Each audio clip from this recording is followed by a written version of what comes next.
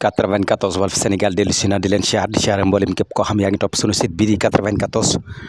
Walf Sénégal seen analyse chronique yoo xam dañ leen ko defal saa su nekk ci réew mi ak bitim réew ñu ngi leen di jaajëfal ñu ngi leen di siyaar way leen di toppal 94 Walf Sénégal. Bassirou Diomaye Faye président démb génnoon na def benn sortie bu ndaw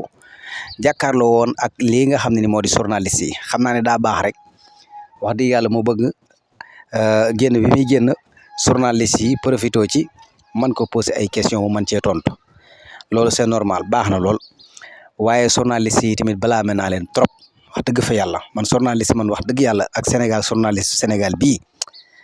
ndax de wax dëgg yàlla man daal vraiment man ni ñuy doxale daal man woote naa yeneen journaliste yi ma xam ñi nekk ci àdduna bi partout dans le monde ni ñuy doxale ci seen réew daal yow président nga xam ne laa la toog ak moom sax dafa jafe voilà bu la yàlla mayee chance nga toog ak moom war nga koo mën a indil ay question yoo xam ne ni sénégalais yëpp dañ naan gonga mais question yi ngeen fi laaj yëpp sénégalais yi ñoo leen gën a xam ba ngeen ko posé rek ba ngeen posé question yi rek la sénégalais yi xam fi ngeen jëm te loolu du question boo xam yaa ngi laaj ci nit ak nit kan la ñuy laaj benn citoyen boo xam ne mi ngi fii ci Sénégal tooñ ay nit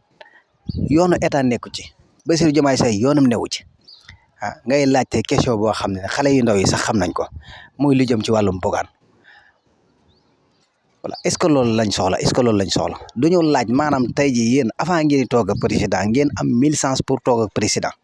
ngeen war a indi seen i question yoo xam ne ni vraiment nit ñi mën nañ cee jaare sax bu ko defee mu nekkaat débat bi ñu nekk ca loola noonu bu fekkee foofu ndax xam nga tey daanaka mën naa ne débat fan la jëmaat ci Ousmane Sonko dégg astafurla ci Bougane ak Samba Ndiaye loolu dañ ko soxla loolu moo nekk ci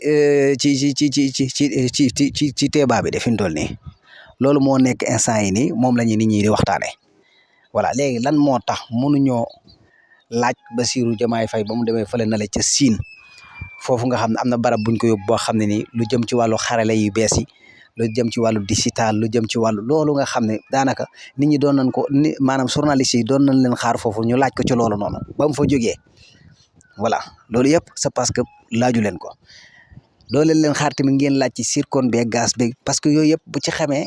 danañ ci indil ay leeral waaye da ngeen di laaj loo xam ne chaque jour da ngeen di bëgg nit ñi nekkaat ci di ci wax guddi ak bëccëg Samba Ndiaye Bougane loolu doxalul réew mi day dellool ginnaaw réew mi li nga xam ne ni loolu la sénégalais yi bëgg a xam